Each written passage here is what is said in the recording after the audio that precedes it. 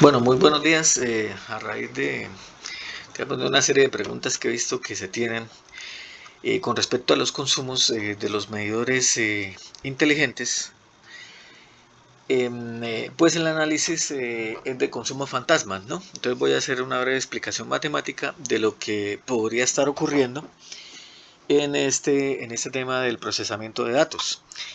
Entonces, en primera instancia tenemos aquí el diagrama de fasores de referencia, digamos, para transformar de fases, cantidades de fase a cantidades de secuencia. Bien, entonces, para hacer el respectivo análisis, este es el sistema que siempre se toma para la transformación de Fortescue, de componentes simétricas. Bien, entonces volviendo a este caso, digamos, pues ahí están los fasores, el A, el B, el C. Y el ejemplo es una casa con servicio trifásico y carga resistiva pura, conectada a la fase A y la fase B, y es resistiva pura. Es decir, lógicamente el consumo de potencia debe ser, lógicamente, solamente tener activa, ¿no? Debería dar parte real solamente ya cuando se haga la multiplicación de voltaje por corriente, ¿no es cierto? Bien, vamos a mirar cómo se trabaja el ejemplo. Básicamente,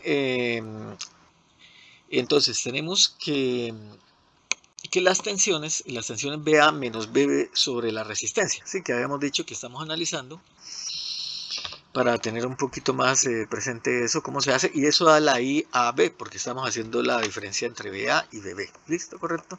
Y ya como fasores de los que habíamos hablado, entonces 1 a la 0, que sería la tensión de la fase A, y 1 a la 240, que sería la fase B, ¿no es cierto?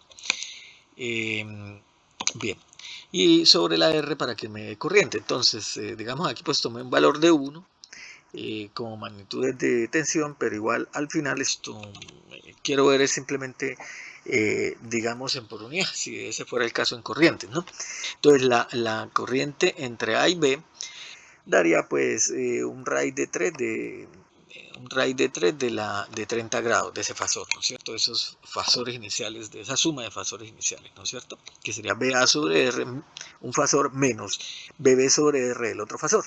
Entonces, básicamente sería, digamos, como el valor objetivo. Bien, entre la fase A y la fase B. ¿Sí? Entonces, el medidor, lógicamente, pues está viendo una corriente a 30 grados, ¿no? Pero es una corriente de línea, ¿no? Bien, entre fase A y fase B, como vuelvo y repito. Entonces, volviendo al tema de bueno, el diagrama fasorial, aquí dibujé la corriente IAB, ¿sí? Que es la que entra a B, y la corriente IAB, que es la corriente que entra, pues que sale de A, perdón, ¿sí? Entonces, aquí están los ángulos respectivos que se toman. Y aplicando la transformación o descomposición de Fortescue de componentes de fase a componentes de secuencia, pues tenemos que estas serían las componentes de secuencia de la corriente en la fase A, ¿sí? Entonces, esta es la matriz convencional que todo el mundo conocemos, unos y tales. Aquí simplemente, como era un tercio, mandé el 3 para acá, para el lado de las componentes, y listo. Esta sería la corriente de la fase A, la corriente de la fase B y la corriente de la fase C, que sería 0. Entonces, dése cuenta que la corriente de la fase A sería la IAB, ¿sí? Es la que está viendo, la que está saliendo, que es 1 a la 30, ¿sí? Raíz de 3 a la 30, ¿sí? Esto acá, este fasor que se observa. A ver si la remarcamos un poquito, si se puede. Entonces, este fasor sería básicamente el que les estoy mencionando. ¿Qué otra cosa? Este otro fasor sería el que entra a la fase B, entonces raíz de 3 a la menos 150, porque siempre se tiene que tomar es como una sola referencia en ángulo, ¿no? Y en este caso pues sería la que está sobre la fase A, atendiendo que no solamente es para la corriente, sino para los voltajes, ¿no? O sea, en general, ¿no? Es un sistema de referencia en general. Bien. O sea, hasta ahí, digamos, todo claro, digamos, no hemos hecho nada raro, simplemente vamos a aplicar la transformación a ver qué da en secuencia, ¿sí? Entonces, bien, en secuencia resulta que nos da lo siguiente. Entonces, para la secuencia 0, y aquí la voy a remarcar, ¿sí? Para la secuencia 0, básicamente tendríamos tendríamos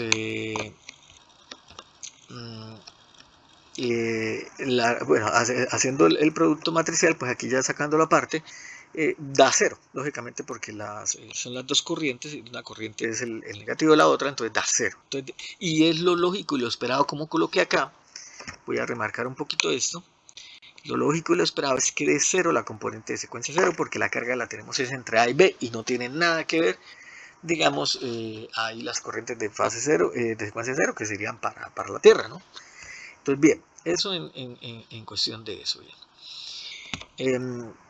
Vamos a seguir con el análisis. Ahora para la siguiente componente, que sería la componente secuencia positiva, entonces sacando la parte del producto matricial, entonces sería, bueno, sería esto, ¿sí? Raíz de 3 a la 30 grados, 3 veces esa componente, más raíz de 3, venga, voy señalando dónde estoy. Es aquí, estoy aquí, por ahora estoy acá. Bien. Bien, entonces voy ahí. Entonces esa suma si se hace pues fasorialmente, lógicamente va a dar, como ustedes pueden comprobar, es un real puro, la I de secuencia positiva. Y ya pues despejando la I como tal, la I de secuencia positiva, pues daría 1/2 a la 0. 1/2 a la 0. Este resultado es supremamente importante porque ahí ya empezamos a ver cosas, ¿sí? Entonces dense cuenta que la componente secuencia positiva de la fase A está a 0 y lógicamente si asumimos que el voltaje de secuencia positiva de la fase A está a 0, pues el producto va a dar solamente una cantidad real, es decir, una potencia activa neta, ¿sí? Si hacemos lógicamente vamos a hacer la suma de potencias por componentes, ¿sí? De Fortescue. Bien, listo. Ahora para la última componente, que es la negativa, aunque da diferente de 0, si ustedes hacen el producto matricial anterior, da diferente de 0 y complejo, ¿sí? Bueno, pues, dependiendo de los valores, pues podría no ser complejo, ¿no es cierto? Pero da diferente de 0, que es lo importante, la secuencia negativa. Entonces, ¿qué es lo que pasa?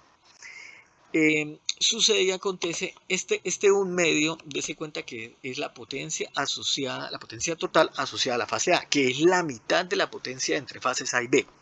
La otra mitad, lógicamente, sería la IB de secuencia positiva, que va a ser básicamente lo mismo, pero con el ángulo, con este ángulo, girado lógicamente a 240, es decir, en fase con la tensión, y lógicamente va a dar también potencia activa. Entonces va a dar la otra mitad de la potencia activa de la resistencia que el usuario tiene allá dentro de la casa conectada, porque no tiene ningún otro consumo, ¿sí? Entonces por ese lado está todo bien, ¿no? Matemáticamente. ¿Dónde surge el problema?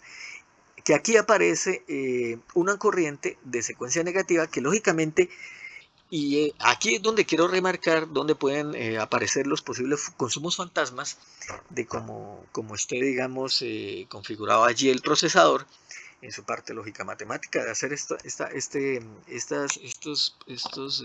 cálculos. Entonces, dice, bueno, diferente de 0, pero como si yo tuviera los voltajes estrictamente balanceados, mire, aquí coloco en rojo en la parte de abajo. Ahora, si consideramos para los voltajes perfectamente en equilibrio en magnitud y ángulo, la fase A, aquí vuelvo y digo, la fase A vería la mitad de la potencia bifásica y la fase B la otra mitad, para dar el total de la potencia real, y lógicamente es una resistencia. Pero ojo, aquí remarco, si las tensiones no están equilibradas, aparece un consumo en esa componente negativa, que lógicamente es un valor que adentro no está, no hay una resistencia, no hay un consumo real asociado a esta componente. La red efectivamente puede estar equilibrada. De hecho, el funcionamiento normal de calle, de instalación de la red, es que los fasores de tensión están desequilibrados. Pero se cuenta que aunque esté desequilibrado, lógicamente pues su usuario, adentro del usuario está conectando simplemente una resistencia y es una potencia real. No debería haber más otra potencia, independiente de que la red esté un tanto desbalanceada en voltajes. Claro, juiciosamente, digamos, a nivel de microprocesador, yo puedo, digamos, también descomponer los fasores de tensión y lógicamente hacer el producto por secuencias y sumar, y esa es la potencia total. Pero dése cuenta que al hacer eso me aparece un consumo fantasma, ¿sí? De hecho, aquí pues en la tercera y última remarco simplemente que incluso en magnitud la corriente podría ser la misma, pero no en ángulo. y aún así aparecería un consumo fantasma, ¿sí? Es decir, aparecería el consumo real, pero también aparecería un consumo fantasma. Y ese sí es fantasma en esos términos, dado que el usuario no tiene conectada simplemente la resistencia a una fase A y una fase B y es solamente potencia activa. Y eso es lo que debería registrar el usuario, independiente de que la red esté más o menos desbalanceada, ya sea en magnitudes o ángulos. ¿Sí? Porque ese problema es lógicamente global, no es particular que el cliente lo haya provocado el desbalance. Entonces aquí coloco en azul algunas cosas y consideraciones. A ver, eh, sí, pero igual en el caso general también aparecería un consumo asociado al desequilibrio de tensiones, pero el desequilibrio de tensión no es un problema exclusivo del usuario. Es más, el usuario en sus cargas podría estar balanceado, pero conectado a una red desbalanceada en tensiones. Bueno, debido lógicamente a otros usuarios que tienen sus desbalanceados o digamos que en sus consumos, lógicamente en el reparto, pues lo máximo que se pudo balancear o en algún momento de en la hora horaria de carga, pues lógicamente hay desbalances entre las fases, en tensión, ¿no? Y ese es un problema, ¿no? Entonces, problemas y soluciones. Este análisis está trifásico, pero aplica lógicamente extensible a las otras configuraciones. Por ejemplo, en el caso bifásico, hay que mirar qué es lo que está pasando, ¿no? Para probar los medidores, aquí agrego una nota súper importante. Voy a colocarla aquí con marcador.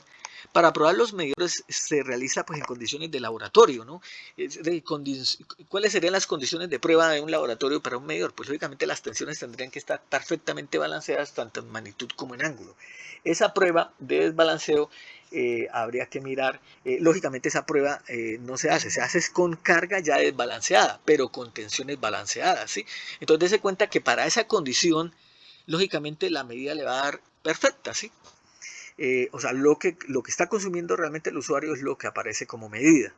El problema es cuando tengo condiciones reales de uso e instalación del medidor que no está en contenciones equilibradas. Digamos, si se quiere obviar un poco el tema y por parte de la parametrización, pues de la configuración, de lo que es el cálculo que se hace en el microprocesador de los medidores, pues era más conveniente, por ejemplo, tomar una fase de referencia y lógicamente crear las otras dos fases perfectamente balanceadas y desfasadas, ¿sí? Tanto en tensión como el ángulo. Y ahí se obviaría esa carga fantasma, ¿no? Lógicamente, pues ahí pues implicaría cierto error, pero es por desbalanceo de la red. Lo que yo vengo diciendo es que no, realmente eso no es así. He visto que los protocolos de los medidores, lógicamente, las hacen pruebas, pero lógicamente, como le digo, a condiciones de laboratorio, ¿sí? De hecho, la motivación de este video es por el tema de esto de la penalización de reactiva, porque como ustedes se pueden dar cuenta, ese consumo fantasma podría tener tanto parte real como parte imaginaria, y que no es real que esté consumiendo el usuario, y el usuario no es directamente el que creó todo el problema global del desbalance, y además lógicamente no es un sinsentido cobrarle algo que realmente no está consumiendo, ¿no? Como carga real el usuario. Entonces, básicamente ese es el tema de análisis, ¿no? Y el video sale motivado porque es que incluso, digamos, hay reclamaciones que lógicamente el OR yendo directamente a sitio con el usuario y pues lógicamente con algún ingeniero electricista o algo, han podido comprobar que realmente hay error, pero no saben de dónde está asociado ese error. Entonces me imagino que asumirán, no, puede ser el medidor, ¿no es cierto? O sea, un analizador de redes y el analizador de redes le está dando bien con respecto al tema del medidor. Entonces, lógicamente, si van hacia ciegas, van a decir, no, pues cambiemos el medidor, pero el problema ¿cuál es? Ya es de la programación del medidor, es decir, si cambian de marca, puede ser que por chiripa, sí, ya se soluciona el problema, pero ¿qué pasa si también esa otra marca o ese modelo de marca o vuelven e instalan uno de la misma marca peor, con igual programación, pues lógicamente va a seguir marcando error y el usuario de pronto puede entender, no, listo, ya digamos la reclamación ha sido un proceso pesado, largo, entonces ya, listo, eso ya quedó bien, ¿sí? Pero realmente la prueba en campos es la que determina si existe ese problema o no. ¿Y cómo? Pues simplemente desconectar todas las cargas que tenga bajo el medidor trifásico y conectar entre dos fases una carga netamente resistiva, ¿sí? Y a ver qué marca el medidor. Si marca, y lógicamente en bornes del medidor, no abajo, para que de pronto digan, no, es que son las inductancias de los cables o las capacitancias de los cables. No, ahí y debería marcar solamente potencia activa. Si le marca, digamos, una diferencia, incluso en lo que debería medir la resistencia, ahí se detecta que hay un problema que están también aplicándole la transformación a las tensiones que están desbalanceadas y lógicamente aparece un consumo que no es real, ¿ok? Entonces, eso para darle un poco de solución y visos a la gente que está preguntando de pronto y que la puede estar afectando por una penalización de reactiva y ahora imagínense que fuera una penalización de una reactiva fantasma. Entonces, claro, el tema es delicado porque es un tema de plata, ¿no? Entonces, lo ideal es primero mirar y si es el caso, ir reportando, digamos, en qué tipos de modelos o marcas se puede estar registrando ese problema, porque como le digo, no sería lógico, primero es un consumo fantasma, o sea, no es real, ¿sí? Y lo otro es, no se le puede asociar el desequilibrio a ese consumo y peor aún, no se le puede asociar ese consumo, que es fantasma, digamos, a un usuario específico, en qué cantidad incluso se asociaría. Entonces, dése cuenta que la matemática no miente. Eh, Como he visto algunos videos y lógicamente uno dice, bueno, será la conexión, conectaron mal el medidor, ¿sí? De pronto hay algún desfasaje raro, pero ya descartando eso, digamos, como hay muchos videos y uno dice, bueno, es que son electricistas que conectan eso y más encima el operador de red tiene que ir a mirar que quedó bien conectado, ¿no es cierto?, para poderlo sellar. Entonces, se van descartando cosas, ¿no? De hecho, digamos, el tema de que aparezcan o que lo asocien, digamos, a consumos fantasmas, que realmente no son consumos ahí, digamos, vampiro, el consumo vampiro que llaman, que es simplemente ahí lo que cuando uno tiene un cargador y lógicamente o el televisor apagado, pues sí, hay un consumo ahí, pero no, lógicamente no es a este nivel que es un verdadero consumo problemático en nivel de facturación, ¿no? A ver, lo otro es las penalizaciones. El tema de las penalizaciones es crítico, ya que lógicamente ese es un tema de gran debate. He mirado lo que digo los videos, lógicamente he visto videos donde dicen, no, mire, es que mide bien, aquí estamos comparando este medidor contra los electromecánicos. Pero lo que no dicen o lo que no se aprecia es cómo están las tensiones en esa prueba, ¿sí? Pues lógicamente se ve que es en laboratorio bien, entonces lógicamente esas tensiones para pruebas de medidores tienen que incluso estar por norma, digamos que las tensiones estén exactas para poder comprobar exactitudes y todo eso, y dan los parámetros de acuerdo a que las tensiones están perfectamente equilibradas, ¿no? Porque no serían condiciones, digamos, como para comparar contra un patrón de medidor, ¿sí? Bien, ese por ese lado. ¿Por qué los analizadores de redes no podrían tener ese problema? Básicamente porque se está midiendo las tres tensiones contra las tensiones y hacen realmente son productos de fase. Entonces, por ese lado y mirando cada referencia en particular, pues lógicamente no les va a dar la diferencia. Ahora, si comparamos contra un medidor monofásico, bueno, inteligente, pues resulta que ya no son tan inteligentes los medidores en estos casos de problemas. Eh, Resulta que si comparamos un medidor monofásico, pues lógicamente la descomposición no se hace, o sea, lógicamente no debería aparecer ninguna diferencia entre los dos tipos de medidores monofásicos, ¿sí?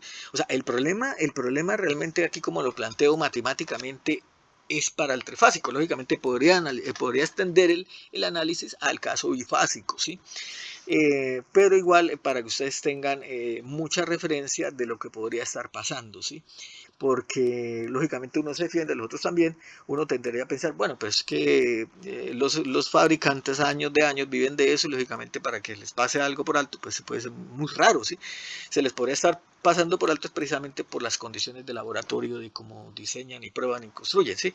Si yo voy a probar lógicamente una carga desbalanceada, teniendo las tensiones de fase completamente desbalanceadas como lo demostré aquí, pues lógicamente no hay problema porque es que esta corriente de secuencia negativa que aparece, pues lógicamente se multiplicaría por el voltaje de secuencia negativa ideal que sería cero. Entonces, sí, ahí no, desaparece esa potencia fantasma, ¿sí?